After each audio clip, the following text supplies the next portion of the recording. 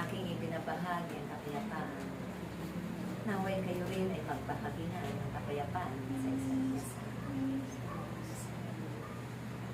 Maraming salamat aking Ina.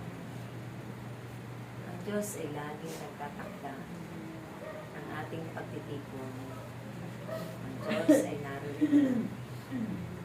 Iilan man kayo sa inyong paningin. Tunay na kami kasama ninyo. Sa pagdurusa, sa mga tiisin, sa mga hinagpis at kalungkutan, naroroon ang Diyos. Sa kasiyahan, sa kapayapaan, sa kagalakan, naroroon din ang Diyos.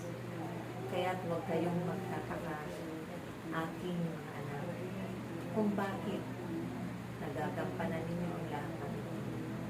Sa kabila na kayo ay mga ina ng inyong mga tahanan, maraming pinagkakaabalahan, hindi ninyo sukat akalain na sa panahon ito, itatangda ng Diyos ang inyong mga buhay para paglingkuran ninyo ang mga kapwa-tao ninyo dahil sa pamamagitan nito, siya mismo ang ginagawa ninyo ng kabutihan.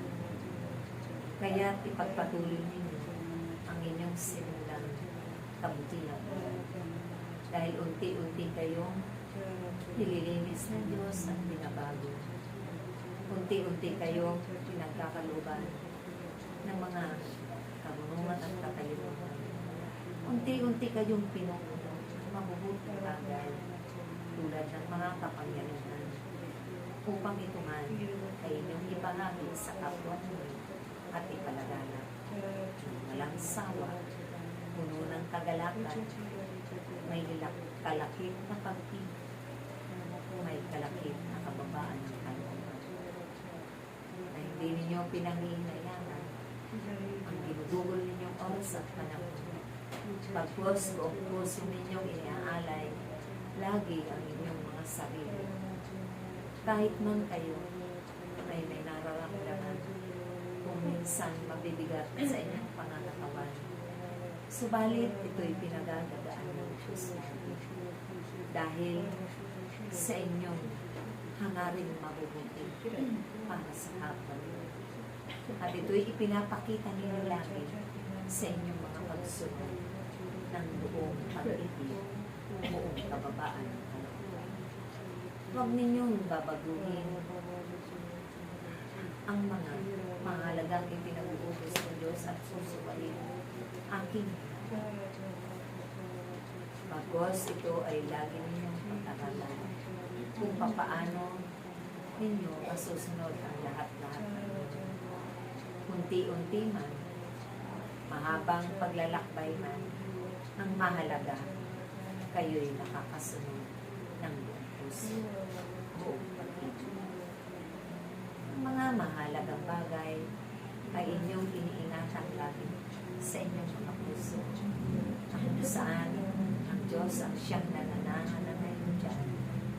Hindi na ang buot at galit, mga hinanakit, mga kung anong kasasamang hangarin.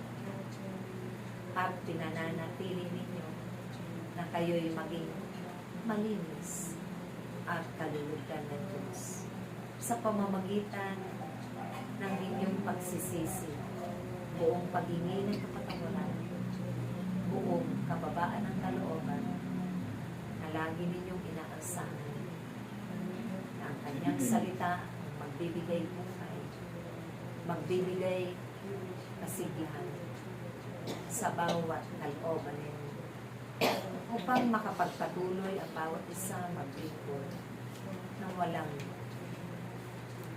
mga pag-aalinlangan, pangamba at takot. Kaya ang aking mga anak, naway ang inyong daraanan ay matuwid na maabot ninyo hanggang doon sa dulo ng walang hanggang buhay sa kaharian ng Diyos. Hindi lamang dito kayo sa lupa magpupuri aking mga anak. kapag kayo ay nanatili na ganun lagi ang inyong araw-araw na ginaganap.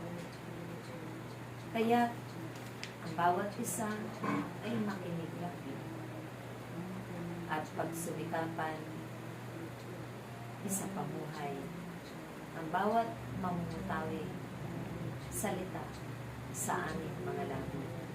Dahil ang aming pagtuturing ito ay isang gabay at patnubay namin upang kayo man ay magtagumpay.